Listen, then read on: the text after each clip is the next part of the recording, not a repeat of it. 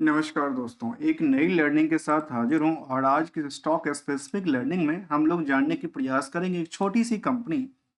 और छोटी सी कंपनी में एसएमए में इसको रजिस्ट्रेशन मिला था एनएसई के ऊपर रजिस्टर्ड है as a stock market trading purpose को ध्यान में देखते हुए हम चर्चा करेंगे। कंपनी का नाम है कहते हैं जो फर्स्ट इंडियन कंपनी है जो कामकाज करती पता है, जो कामकाज है बायोडीजल सेक्टर को लेकर। तो बायोडीजल सेक्टर में एक फर्स्ट फर्स्ट कंपनी की इन्होंने अपनी बात रखी है, जहाँ पे प्रोडक्टिविटीज में और बाकी सारी चीज़ों को देखें तो कंपनी में केवल और बायोडीजल का कामकाज का बायोडीजल के कामकाज में इनके पास कंपनी का नाम है कोर्टियार्क इंडस्ट्रीज लिमिटेड। और ये कहती है approved manufacture of the biofuel authorities rural development in the Panchayati Raj developments government of Rajasthan. केवल राजस्थान में लगता है कि इनका कामकाज है, जो शायद पराली वाली चीजें होती है ना, शायद उसी से ये बायोडीजल डीजल बनाने का कामकाज करती है। बेसिकली बायोडीजल होता क्या है, इसके बारे में थोड़ा समझते हैं। क्या इनका आने वाले समय में फ्यूचर्स हैं? कहते हैं बायोडीजल जो है इज अ लिक्विड फ्यूल है, जो कि टेक्निकली नॉन एज द मोनोलिक्री स्टर्ड मेड फ्रॉम द वाइल एंड इथेनॉल, इससे बनती है। और जो कि biodiesel is renewable fuel that can be the produce in any, जो कि climate using already is developed agriculture practices की बात करती है, जहाँ पे biodiesel is the made from the renewable in source such as the vegetables, oil and the other type of the biomasses से इनका कामकाज होती है। और आजकल एक नया इसी सिस्टम में बना के आया है, जो कि खास करके उसमें ध्यान रखती है जो पराली वाली चीजें होती है, जहाँ पे पॉली जो इसको जलाने से काफी पोल्यूशन होता है, उसको लेकर के भी एनर्जी बनाया जा सकता है। यहाँ company power ability of demands और मेंटेनेंस माइलेज और इन सब चीज़ों के लिए कहती है कि रिन्यूएबल एनर्जी है और हमारा बायो जो डीजल्स है वो काफ़ी बेटर आने वाले समय में हो सकता है। आने वाले समय में डिमांड बढ़ सकती है, लेकिन फिलहाल तो डिमांड सबसे ज़्यादा देखा जाए तो चल रही है इसको लेकर के सोलर को लेकर और इलेक्ट्रिक को लेकर। कंपनी की जहां तक सवाल है तो कंपनी की मार्केट कैप करीब 1100 करोड़ से ज़्यादा की है, बुक वैल्यू 150 है, इंटरेंसिक वैल्यू काफ़ी बेटर है। और आज भी कह सकते हैं जो स्टॉक की परफॉर्मेंस है आज भी जो अंदर वैल्यूड के अंदर आती है, क्योंकि करंट सिचुएशन की प्राइस जो कि हायर टू हायर कभी 1500 से ज़्यादा की रेजिस्टेंस क्रिएट किया था, आजकल वो 1000 के आसपास की घूम रही है। क्या यहाँ से दोबारा मार्केट उछलने के लिए तैयार होती नजर आती है? जहाँ तक कंपनी का आरओई और आरओसी का सवाल है, बेटर रिजल्ट देती है। अब जो कंट्रोल की बात करें तो 67% की कंट्रोल होल्ड करती है प्रमोटर, और कंपनी डिविडेंड भी देती है 68%। यदि डेट इक्विटी के बारे में देखें तो 0.63 कहता है, करंट रेशियो का नंबर भी 2.10 कहता है। फिलहाल जो प्राइस टू बुक वैल्यू को देखें तो 724% जंप कर चुका है फ्रॉम द बुक वैल्यू से, लेकिन आज भी जो स्टॉक की प्राइस है वो इंट्रेंसिक वैल्यू से कम का आंकड़ा दिखाती है, इसीलिए इसको अंदर वैल्यूड के अंदर रखा गया है। यदि इंडस्ट्रियल के कंपेयर करके देखें तो यहाँ पे जो मार्केट में डिमांड है स्टॉक को खरीदने को लेकर के, वो थोड़ा सा बढ़ा हुआ है फ्रॉम द इंडस्ट्रियल के बाकी कंपनियों से, जिस इंडस्ट्री में इसको बिलोंग किया गया है।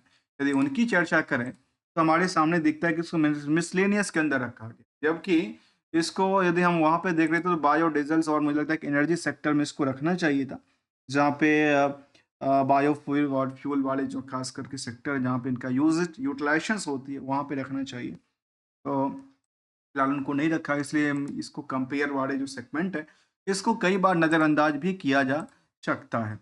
आइए इसको जरा और जरा समझने की कोशिश करते हैं कि इसमें आखिर नेट इनकम मार्जिन कितना रहा, मार्केट में उनके पर जो क्रेडिट सेल्स हैं उसका क्या आंकड़ा कहती है, और जो मार्केट में उनके प्रॉफिटेबिलिटी बेसिस पे जो डेटर्स की बात कहती है वो क्या कहती है। इन सभी पहलुओं की तरफ समझेंगे। कंपनी काफ़ी पुरानी नहीं है, 2016 में कंपनी बनी थी। Kotyarks industry limited business of the biodiesels manufacturing के तौर पे कामकाज करती है, और कंपनी शायद राजस्थान की बात उन्होंने रखी थी, शायद राजस्थान बेस्ड कंपनी थी। और यहाँ पे अबाउटस के अंदर उन्होंने मेंशन किया होगा, जहाँ कंपनी के बारे में कहती है कि वो industries is provide the biofuel को लेकर के कामकाज रहा, और इनको अपनी सस्टेनेबिलिटी को लेकर कहती है। और गौरंग शाह शाह जैसे managing director, whole time director की उन्होंने बात रखी है। यदि इनका कुछ लेटेस्ट अपडेट की तरफ हमें जाएँगे तो शायद कुछ कंक्लूजन मिलेगा कि आखिर कंपनी में baggings, receiving of the order contract को लेकर आती चीज़ें रहती हैं, उस पर भी ज़रा फोकस करेंगे, सेंटिमेंट को लेकर के। पहले एक नज़र इनकी फाइनेंशियल पोजीशन को ज़रा समझने की कोशिश करें।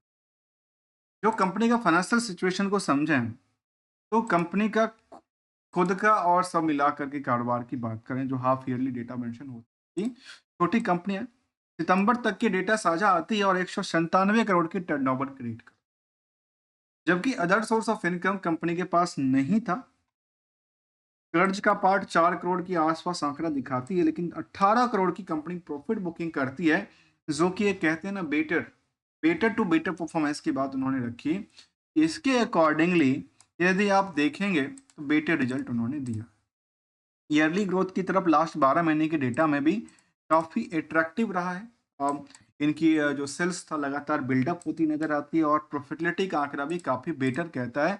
इसीलिए इन दोनों की परसेंटेज वाइज हमने लिया, तो वो कहती है नियरली 9 से 10% के आंकड़ा आप ले लेते हैं कि आखिर कंपनी में जो आंकड़ा था करीब 10% से कम था, 9% के आसपास नेट प्रॉफिट मार्जिन या नेट इनकम मार्जिन बन जाती है।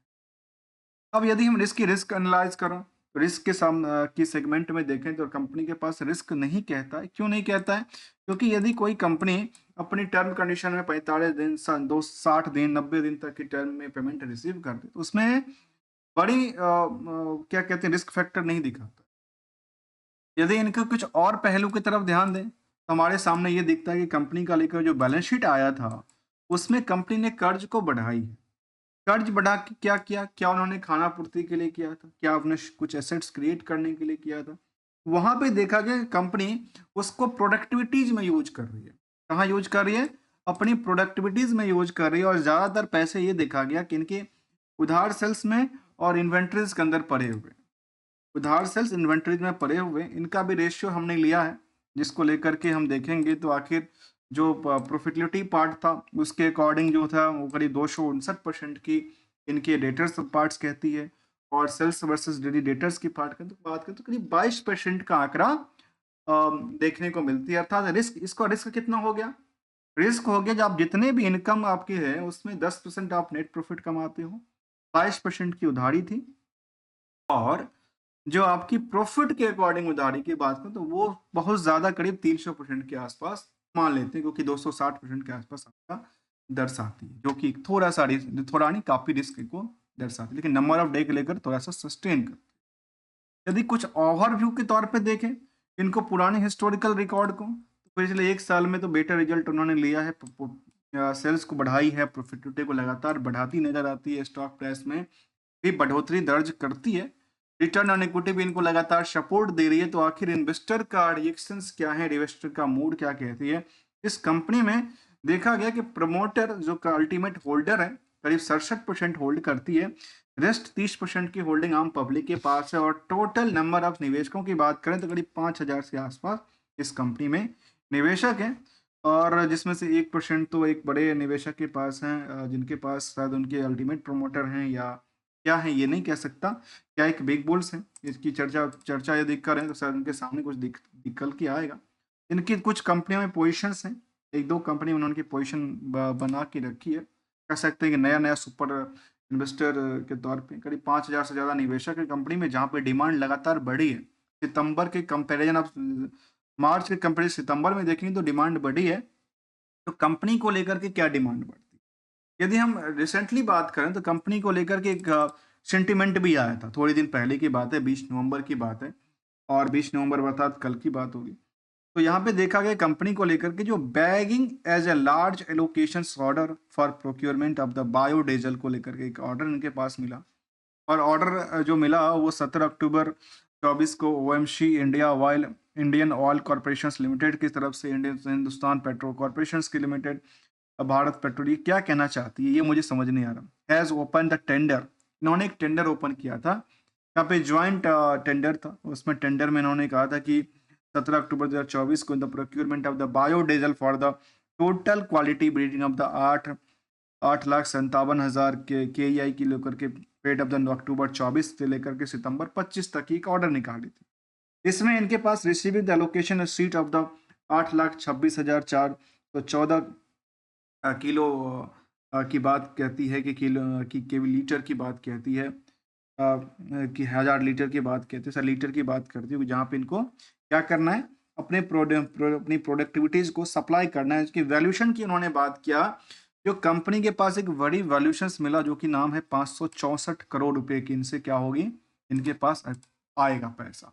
और इस तरह के पैसे इनके पास आए, सोचने वाली बात है। जिन्होंने कहा कि तीनों कंपनी से हमारे पास तीनों कंपनी से ये मिला के आती है, और इन्होंने अपने इनका बात कहते हैं कि इनके पास टोटल क्वांटिटी की बात कहते हैं कि गुजरात में, हरियाणा में, मध्य प्रदेश, महाराष्ट्र, पंजाब और राजस्थान, जहाँ पे पनाड़ी और उसकी सब्सिट्यूशन बनती है, वहां से इनका कारोबार होगी। जहाँ पे आईओसीएल, बीपीसीएल, एचपीसीएल के साथ इनका साथ ये जो कारगर जो सप्लाई होगा वो इनका ये रहा, जो मैं 48,000 लीटर की बात कही, और 536 करोड़ की डील हो गया। तो सोचने वाली बात है, आज तक के जो उनकी सबसे हाईएस्ट यदि आप चर्चा करें, इतना तो कभी इनके पास सेल्स ही नहीं हुआ। तो आप जाके यदि सेल्स 556 करोड़ होता है, तो 556 करोड़ को सेल्स को लेकर के आप समझा सकते हैं कि आगे आने वाले समय में शायद बेटर रिजल्ट दे सकती है। और बेटर रिजल्ट के बेसिस पे एक छोटी सी कंपनी आने वाले समय में क्या बेटर एक्सपेक्टेशन के साथ बेटर रिटर्न भी बना हुआ दे सकती है, जहाँ पे कंपनी के पास कुछ डिक्लेरेशन के बाद,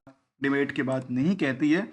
चार्ट लेवल में ये देखा गया कि पिछले कुछ पीरियड से लगातार एक ही रेंज में इसका रेंजिंग जोन में ट्रेड होती नजर आई थी। बाद में थोड़ा सा मार्केट में एक नई रैली बनाती हुई नजर आती है डिमांड को लेकर के, और डिमांड लगातार बढ़ सकती है, क्योंकि यदि जो एनर्जी सेक्टर है, ग्रीन एनर्जी, उसमें यदि सरकार की कुछ इंसेंटिव प्लान भी आती है, उसमें बेटर रिजल्ट लेके आ सकती है, बेटर कर सकती है। कोई रिकमेंडेशन या एडवाइजरी नहीं है हमारे साइड से, जब आप स्टॉक को खरीदो या बेचो या होल्ड करो। सिंगल से गोल्डन रूल हमारे साथ अप्लाई होता है, और गोल्डन रूल ये कहता है, जो मार्केट में जब भी आप इंटर करते हो तो सबसे पहले एक टारगेट क्या है, टारगेट है छोटी है, टारगेट बड़ी है। बड़ी टारगेट है तो केवल दो चीजों को ध्यान रखिए, एक फंडामेंटल को, एक फ्यूचरिस्टिक्स को। इन दोनों को ध्यान रख करके देखिए कंपनी बेटर है का किया जा सकता है।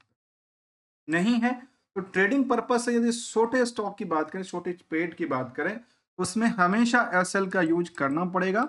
और जब प्रॉफिट दिखती है तो उसको हमेशा बुक करते रहना चाहिए, क्योंकि ये सोचने वाली बात है, जो आज जैसे यहाँ पे कोई खरीद रहा है, कोई बेच रहा है, तो यहाँ भी तो कोई खरीद रहा था, कोई बेच रहा था, कोई ना कोई नए प्लेयर आ रहे थे, और कोई पुराने प्लेयर जिन्होंने पहले लिया था, उन्होंने प्रॉफिट बुकिंग करके प्रॉफिट बैक टू बैक निकालने में व्यस्त नजर आए थे।